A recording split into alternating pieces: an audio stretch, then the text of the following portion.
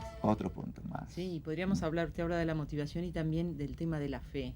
Ahora, fe, normalmente la gente cree fe como una conformidad que se casa a sentir un medio ambiente espiritual que se intercambia los votos de lealtad, de castidad, am, de la devoción mutua.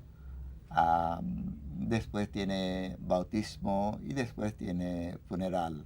Bueno, esto es una tradición en todas las religiones para suavizar la parte no conflictuosa, digamos, o la parte negativa que la naturaleza humana experimenta. Entonces, quiere una absorción de emociones espirituales o ideales espirituales. Está bien, conformidad, pero si traduce estos valores espirituales por una esperanza de realizar los ideales espirituales. Entonces la fe, en mayor parte, aparte de conformidad, es una esperanza. Genial. Ahora, esperanza es que Dios me proteja, Dios me ama. Esta esperanza que nos da una seguridad, porque tengo amor de Dios, una fuente espiritual que me ama. Digamos, en caso de cristianos, el Cristo, que es simbólicamente la forma de Dios como una entidad particular que me ama, que me protege. Esta esperanza debe traducir en la vida propia. Dios me ama, yo tengo que ser merecido de este amor. Entonces, yo tengo que superar mis propios odios, mi mala conducta. Tengo que mejorar mi comportamiento, mis acciones constructivas para merecer el amor de Dios. Yo tengo que buscar la seguridad por integridad en mis relaciones con los demás, una seguridad espiritual amando a los demás sin egoísmo para merecer el amor de Dios, para tener la seguridad de la protección de Dios.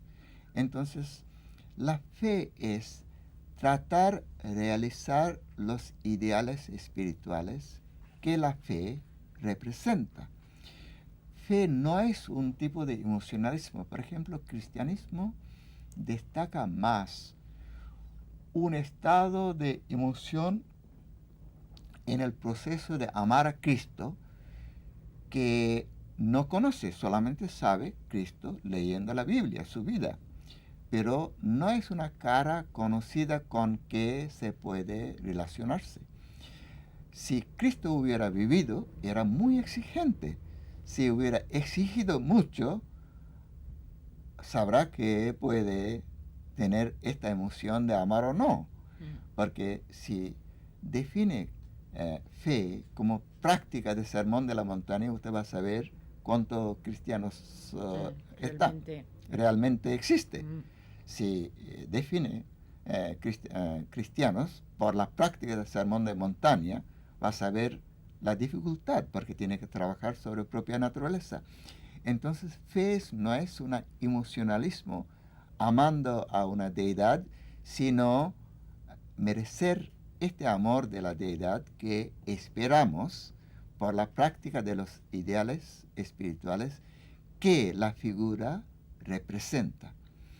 Para necesitamos una introversión que se llama meditación para aliviar el estrés. Tiene tres aspectos. La palabra meditación viene del latín mederi, misma raíz de medicina, que significa curarse, curación. Cuando la mente es agitada, herida, conflictuosa, necesita un estado de paz para curar la herida. Entonces, meditar sobre paz y liberación. Un ejercicio sencillo. sentarse con ojos cerrados, no tratando de parar el pensamiento, decir a sí mismo, cuando vienen pensamientos, estoy experimentando una paz, tranquilidad interna. No estoy interesado a pensar, no luchar con pensamientos ni participar en el pensamiento que viene. Ahora, mente necesita un foco. Mente necesita alimentación. Cuando mente tiene alimentación con varios pensamientos que viene y va, reemplazando esta alimentación de pensamiento por una alimentación de sentimiento. Ahora, el ejercicio es... Es un punto, perdón, vamos a repasar lo interesante, porque es el reemplazo, ¿no?, de una cosa por otra.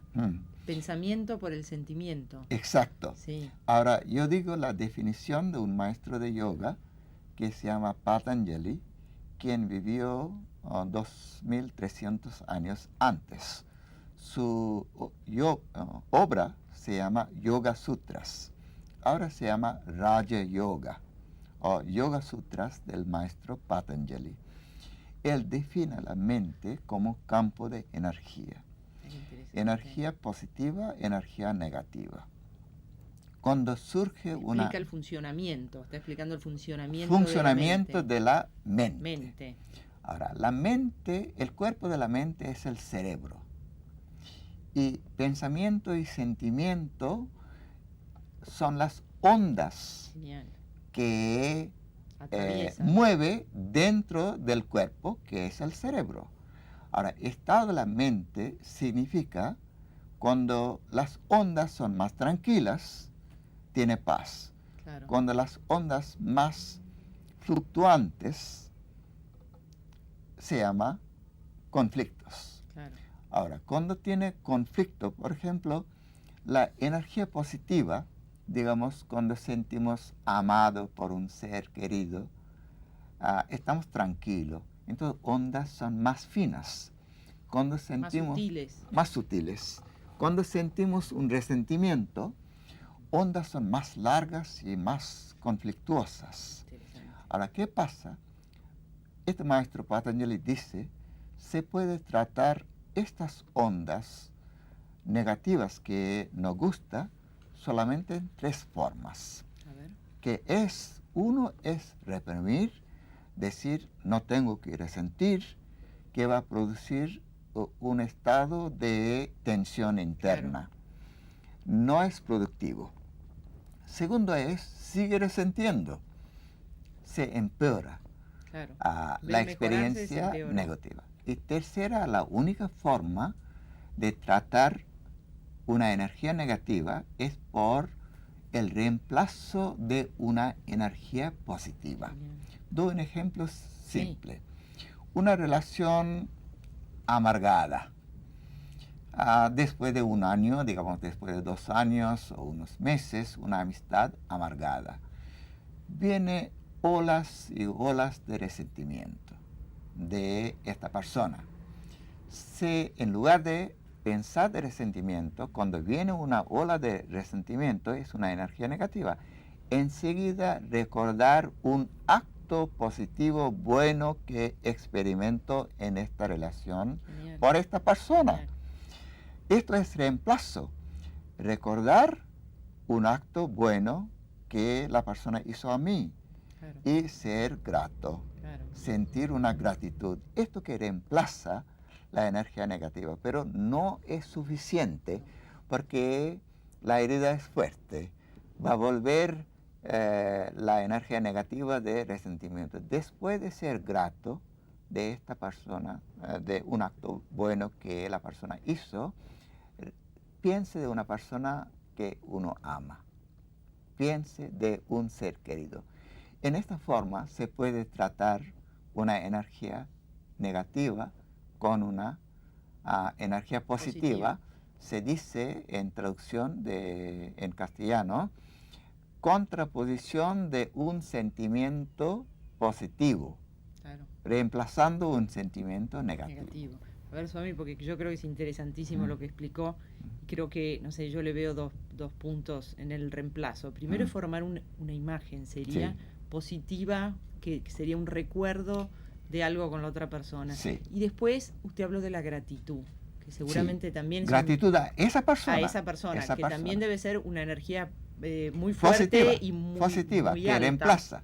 que y reemplaza después a la otra. pensar de una persona más querida. Más querida, claro. Porque la persona amargada, sí, con que está amargado, va a volver la onda negativa. Entonces, ocupar la mente con una persona a quien uno ama, en esta forma. Totalmente. Bueno, ahora tiene una práctica de meditación. Sentarse con ojos cerrados, mente tranquila, y usar la experiencia del aliento. Tiene un efecto psicosomático. Inspirando cuando se siente la frescura en la parte superior de las fosas nasales, cuando dirige una sugerencia, el inconsciente o subconsciente absorbe más. Todas personas pueden experimentar el aliento.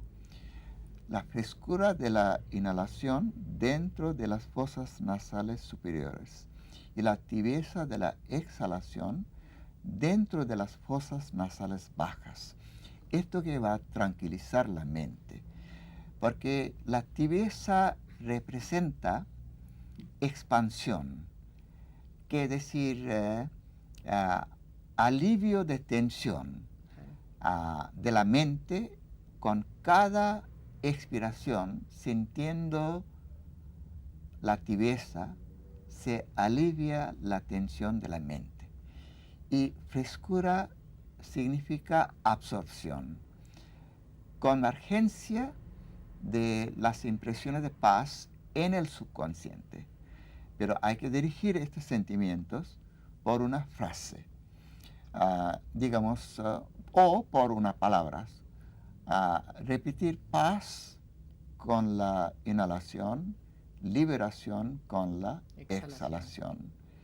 Tiempo, no todo el tiempo. Cuando viene un pensamiento, decir paz con la inspiración, sintiendo la frescura, y repitiendo liberación, sintiendo la tibieza. Esto que va a tranquilizar la mente. Es un aspecto de la meditación sobre paz y liberación. Perdón, Swami, para explicarlo un poco más. ¿Cuál es el sentido de la palabra?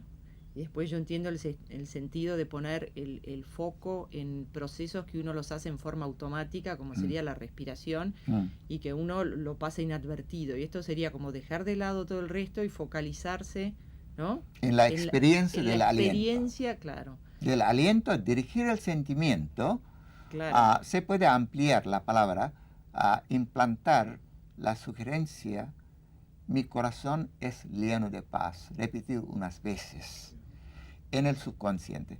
Porque la palabra mantra, muchas personas usan la palabra mantra, significa grabar conscientemente. Claro. Viene de la raíz manas, man es mente consciente, y tras es hacer surcos. Genial. Tra. Entonces, conscientemente grabar un sentimiento. Es el sentido de la palabra mantra. Entonces, paz sirve como mantra para grabar sentimientos de paz. Y grabarlo supuestamente en la mente, en el cerebro. En la mente, ¿no? Interna. En la mente interna. En el subconsciente. Conscientemente está grabando. Esto es un proceso de encontrar una tranquilidad interna. Pero hay más en meditación. El segundo aspecto es más importante, porque la conciencia del yo está identificado, el ego, el yo, está identificado con su cuerpo, y que el cuerpo representa por la personalidad, por distintas identidades como un hombre, una mujer, marido, esposa, padres, hijos, amigos, identidad con una cultura, una nación, soy un argentino, soy un uruguayo, soy un católico, soy un protestante, soy un judío, distintas identidades. Crecí en una familia educada, crecí en una familia no muy educada, distintas identidades que el yo está involucrado. Pero no tenemos la experiencia que la Biblia dice somos criados en la imagen de Dios. Quiere decir, necesitamos la alimentación más que el pan. Quiere decir, nuestra identidad espiritual. Como Cristo dijo, somos hijos de Dios. Ahora, decir en segunda parte, repetir el mantra, soy uno contigo. Digamos, para los cristianos, amar la imagen del Cristo en el corazón y repetir, soy uno contigo. Sentir una presencia sagrada en el corazón y la pertenencia del yo como un proceso de renovación espiritual de uno mismo, como un baño espiritual.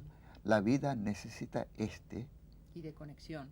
Esta es desconectarse con sus distintas identidades materiales y reemplazando con una identidad espiritual de que uno puede purificar la mente.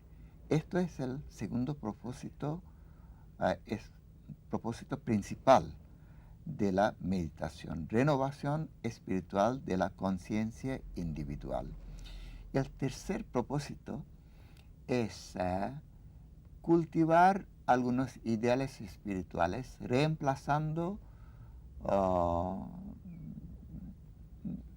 cualidades negativas. Digamos, un ejercicio cuando uno sufre de egoísmo, cuando uno sufre, digamos, de intolerancia, reacción, porque uno reacciona mal contra otra persona, más por la intolerancia y por la falta de paciencia. Falta de paciencia. Sí. Falta de comprensión.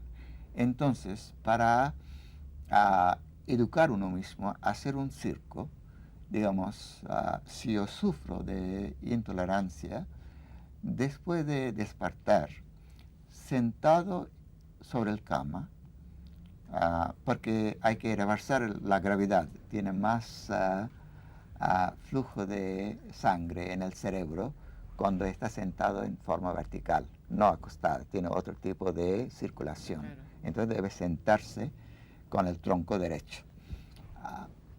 Ojos cerrados, repetir, paciencia es mi naturaleza real, no impaciencia.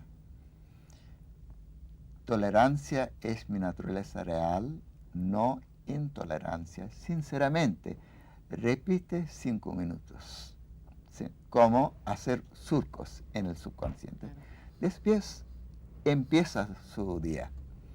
Durante el día, en el mediodía, en lugar de su trabajo o donde está, cerrar la puerta 5 minutos sentado en su silla o donde está trabajando, cerrando los ojos, repetir el mismo ejercicio. Paciencia es mi naturaleza real, no impaciencia. Varias veces es sentir su significado. Tolerancia es mi naturaleza real, no intolerancia. Y después empieza su día. Su día o su reempezar actividad. Su actividad. Y haga lo mismo 5 minutos, 7 minutos antes de dormir. Sentado sobre el piso o sobre una silla o sobre la cama, haga el ejercicio mismo. Este es un proceso de hacer surcos, reemplazar surcos negativos por surcos positivos, surcos de energía positiva. Esto se llama autocultivación, cultivación de cualidades que uno necesita en el proceso de sus relaciones con los demás para dirigir su vida. Esos son 3 propósitos básicos de la meditación. Está bien, porque es una manera de inculcar. Digo, el tema debe ser como que uno no se pelee con uno mismo cuando está repitiendo algo de lo cual no está del todo convencido. Por ejemplo, yo me repito a mí misma, paciencia es mi naturaleza, yo sé que no es verdad. Entonces yo tengo que reemplazar y poder decir algo que de lo cual realmente esté convencida, o es una idea a la que estoy tendiendo a. No, ¿no? Hay que ver. Digo yo y hablo en general, porque le debe pasar a... Por esta razón, primero, espera nada, luchar contra nada.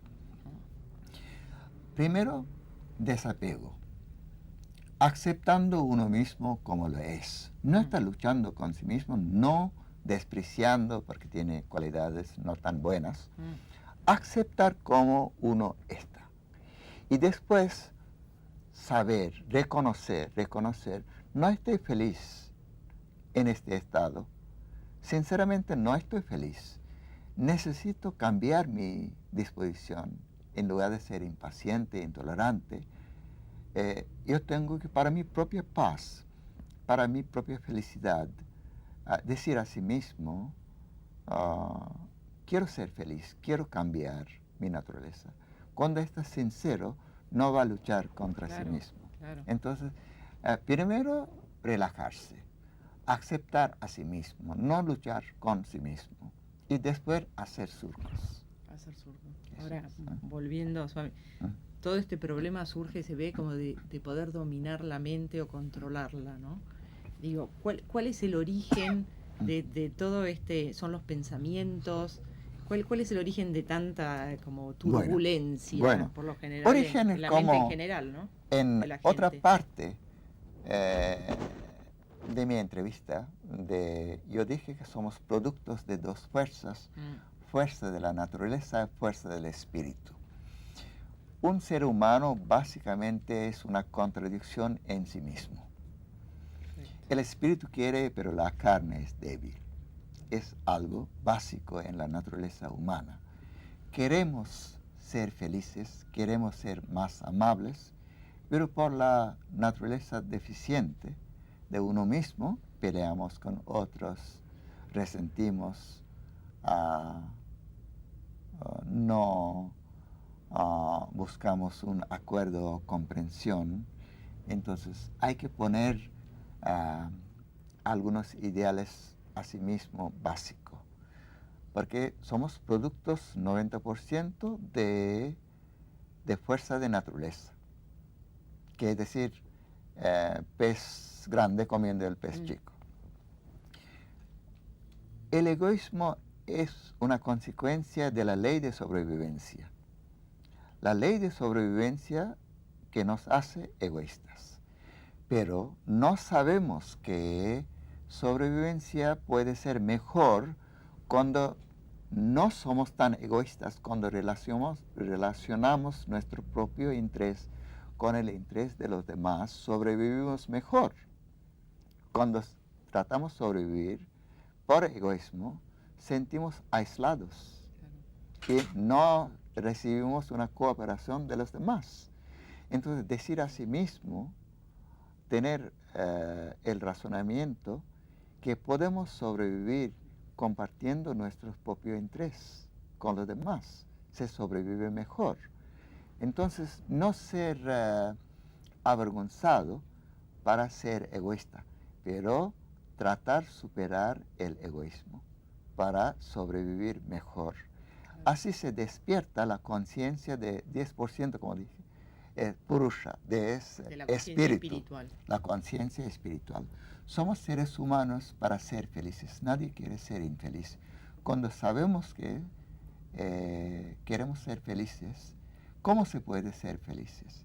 Pero cuando el ego, el yo, sentido de conciencia del yo, está identificado con el cuerpo, buscamos la felicidad por la sensación del cuerpo, por los sentidos. Y cuando los sentidos nos engañan, por ejemplo, la experiencia física por los sentidos siempre está relacionada por estado psicológico. ¿Cómo es eso? Estado psicológico, digamos. Por ejemplo, gusto de la lengua, donde en la boca, que experimentamos de una comida, digamos, gusto de la comida. Es algo físico. Pero cuando la mente está en el gusto, cuando la mente está tranquilo, está comiendo, está disfrutando la comida. Todos estamos sentados, digamos, amables, conversando, pero si alguien empieza a retar a uno mismo, el gusto desaparece. Qué interesante. Entonces, el estado psicológico que determina la felicidad, cuando estamos en amistad, sentados como amigos, conversando en una forma amable, la mente tiene ondas armoniosas.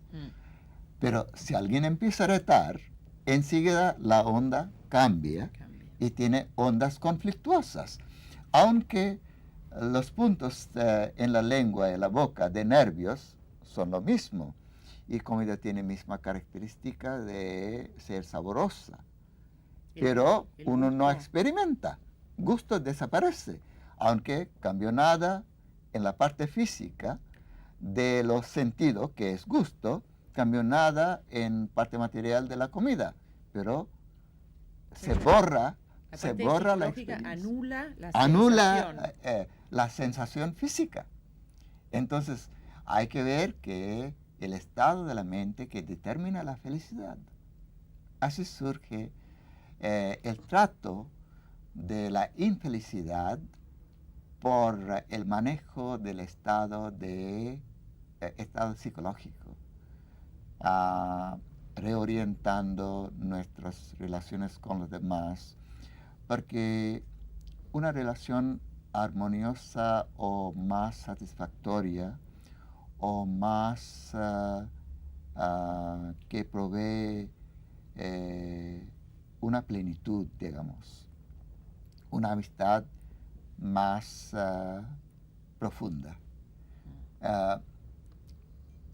Tiene varios principios. Yo quiero destacar. Sí. Sentido de plenitud también, ¿no? Yo quiero destacar. Cualquier amistad tiene la meta de estar feliz. Estar en un sentido psicológico de la unión de la mente, unión de la alma. Dos almas se comunica bien, siente bien, tiene un eco, tiene un eco del alma. Entonces tiene algunos principios básicos. Primero, la aceptación de la persona. Bueno o malo, no decir a sí mismo, yo aceptaré la parte buena y rechazaré la parte mala. Claro. Jamás va a tener buena. Sin claro. discriminación, uno es aceptación. Esto no significa que conforma con la parte negativa, sino apelar a la parte positiva, destacar la parte positiva y no destacar la parte negativa. Porque yo siempre pienso así, que digamos somos mitad y mitad, más parecido, si yo tengo la parte negativa 49%, parte positiva 51%. Si alguien destaca la parte negativa mía, 49% será 50, 51, 52. En lugar de apelar a la parte buena. Como que se la va a incrementar, en vez de disminuir. Exacto. Entonces, aceptación y apelar a la parte buena en esta relación. Segundo es comunicación. Conversar, compartir sus ideas. No guarde pozos oscuros en su mente. Genial. Porque si guarde pozos oscuros, no se puede tener una comprensión real. Puede tener duda, pero no tema. Decir, yo amo a ti, tengo la confianza, pero ahora me surgió una duda. Yo quiero aclarar, porque yo amo. Yo quiero aclarar esta duda. Entonces, no guarde la duda, no oculta la duda. Tratar de comunicarse en una forma más amigable. Interesantísimo. Perdón, Swami, ¿nos puede hablar un poco, una intervención de la duda? Porque la duda se ve que es como un primer punto de algo que después se convierte en algo inmanejable, ¿no? Entonces jamás termina estar juntos, jamás aleja, sin, por el motivo de trabajo o descanso, sin aclarar la duda. Porque cuando se guarda la duda, se agranda, imagina y pone varias cosas que no son reales. Claro. Como una bola de nieve, se agranda y agranda. Entonces, comunicación es fundamental. El tercer es, en cualquier amistad, para ser durable, debe tener comprensión. Una profundidad de comprensión mutua. Cuando no comprende bien, no puede ser un amigo adecuado. Entonces, profundizar la comprensión. La cuarta es, ninguna amistad puede tener una durabilidad hasta que no comparte algunos ideales espirituales. Porque si soy egoísta, yo quiero compartir el ideal de no ser egoísta. Soy vanidoso, tengo que compartir el ideal no sea vanidosa. Soy irresponsable, yo quiero superar mi irresponsabilidad, ser responsable. Hay 3 o 4 o 5 puntos que empeoran la relación. Uno es egoísmo, no tratar de superar egoísmo. Otro es ego, la prepotencia, no practicar humildad del espíritu. Por el ideal hay mucho para mejorar, mucho para aprender. Tercero es superar irresponsabilidad, que ser responsable, dar atención a los demás, porque una persona egoísta es espontáneamente irresponsable, porque tiene foco solamente autocéntrico. Claro. Y cambiando el foco hacia los demás, así se aprende la responsabilidad. Esto es el cuarto punto. Y quinto punto es superar la mundanidad. Cuando uno es... superar la mundanidad. Que uno es, cuando está pensando demasiado de qué ropa puedo poner y qué puedo comprar, porque así se empeora la relación. Cuando está demasiado involucrado con objetos materiales, olvide el ser humano, a quien uno ama. Entonces, superar este tipo de deseos mundanos, demasiado preocupado por cosas mundanas. Cosas mundanas. En cuanto comportamiento, yo estaba en un retiro espiritual y comimos juntos en una mesa grande, redondeada. Yo vi comportamiento. Hay personas que son considerados con el plato, téngalo, y otro enseguida agarra la comida. Entonces, aunque está asistiendo a un retiro espiritual, estaba recién el mes pasado en Inglaterra, un convento benedictino, donde asistieron, pero no comieron juntos, media docena de monjas benedictinas en mis charlas, mis ejercicios espirituales como meditación, filosofía, ejercicios respiratorios y posturas también. Y había participantes laicos. Yo vi al lado mío una señorita, enseguida salta sobre la comida en lugar de dar a otra persona, mostrar. Había otra persona que, téngalo así. Enseguida se nota el egoísmo fuerte, aunque está asistiendo a un retiro espiritual. Entonces debe tener este ideal para compartir estos valores. Es el cuarto punto fundamental. Hasta que no comparte algunos ideales espirituales, practicar humildad del espíritu. Por ejemplo, cuando uno habla demasiado de uno mismo, de su opinión, en lugar de escuchar. Enseguida se sabe que tiene mucho ego para frenar a contar de sus propias cosas, para escuchar más. Así, estos ideales, ser más responsable, poner más atención a los demás, hasta que no comparte, tener un corazón más compasivo. No espera ningún afecto de una persona que tiene corazón duro, que no tiene sentimiento para otros, y que no tiene responsabilidad, que no tiene integridad. Estos son valores que no es muy mundano. Estos valores, cuando no tienen una relación, jamás puede ser buena. Entonces, el cuarto principio es compartir ideales espirituales. El quinto principio, respetar la opinión y interés de uno y otro. Respeto con qué se relaciona.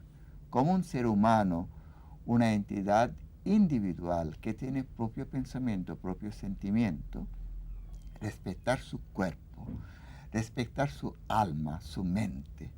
Esos son 5 principios básicos de que uno puede mejorar nuestras relaciones con los demás. Con los demás en general. En general, en particular. En principios generales, pero en relaciones particulares. También. Porque hay una prueba de amor, una prueba de amor. Una definición, yo quiero decir, compartir con ustedes. Usted y ustedes, está perfecto, ustedes. Con toda la gente que lo va a estar viendo. Bien.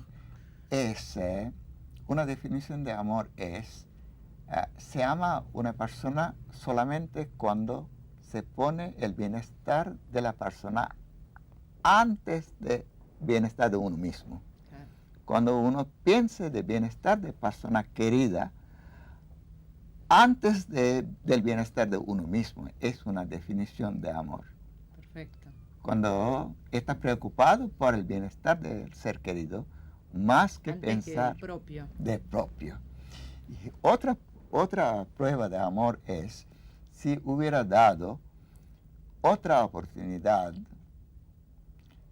va a elegir misma esposa, mismo esposo, mismos padres, mismos hijos, si espontáneamente puede decir sí. Si hubiera dado otra oportunidad, elegiría lo mismo, sería. Elegiría lo mismo si realmente ama. Si quiere modificar y arreglar la naturaleza, esa sería una prueba de que uno está realmente correcto, ama. De que realmente está amando a esa persona. Exacto. Si le dieran la oportunidad, la volvería va a repetir, volver a elegir lo mismo, sin tratar de arreglar la naturaleza. Cuando quiere arreglar la naturaleza, no ama realmente. Claro, porque ahí ¿qué está haciendo? Tratando de modificar para que encaje dentro de un modelo que es el modelo propio. Modelo propio que conviene. Que conviene. Que sí. Claro. Entonces, es una prueba de amor. Si quiere repetir, si tiene otra oportunidad, volvería a lo mismo, a elegir lo mismo. Interesantísimo, interesantísimo. Bueno, Swami, yo le quiero agradecer muchísimo. Ha sido un honor que esté con nosotros y también creo que es un lujo todos los conceptos que nos ha brindado y que no solamente me sirven mucho a mí, sino creo que a toda la gente que lo va a estar escuchando. Muchísimas gracias por estar acá. Aprecio mucho, especialmente a usted, para darme esta oportunidad para compartir mis ideales, mis pensamientos, mis maneras de proyectar alguna filosofía, algunas posiciones filosóficas, entendimiento que es espiritual, darme esta oportunidad. Y quiero concluir con la definición que se llama espiritual. Muchas personas piensan que es una persona espiritual que regularmente visita un templo, asiste a una misa en una iglesia, o que está alejo del mundo, que es decir, que no tiene interés en el mundo. No es así. Es superación de la mundanidad, es un aspecto solo, pero el primer aspecto de la espiritualidad es pureza del corazón, ser libre de pensamientos negativos, tener una mente positiva en que no tiene resentimiento, odio, que tiene mucho perdón, mucha caridad del corazón, pureza del corazón. Segundo es compasión, sentir cariño para otros, amor no egoísta, que trata de aprender a amar a los demás en una forma no egoísta, que convierte como una forma de devoción, porque otro aspecto de amor O otra definición de amor es una devoción, un sentimiento que tiene devoción para un ser querido. El tercer aspecto es la integridad. Es persona, es íntegra, no tiene dos caras, es un hombre espiritual. El cuarto aspecto se trata de superar sus pasiones mundanas, pasiones burdas, lujuria, por ejemplo, ira, gula. Se trata por lo menos para sublimar sus pasiones bajas. Es cuarto principio. El quinto principio, como dije, superar la mundanidad, deseos mundanos no demasiado apegado con sus bienes. El sexto es muy importante, humildad del espíritu. Esta es mi definición de la espiritualidad. Aprecio mucho su bondad y aprecio. Gracias a usted, Swami. De vuelta y gracias por estar con nosotros. Gracias a usted. Gracias.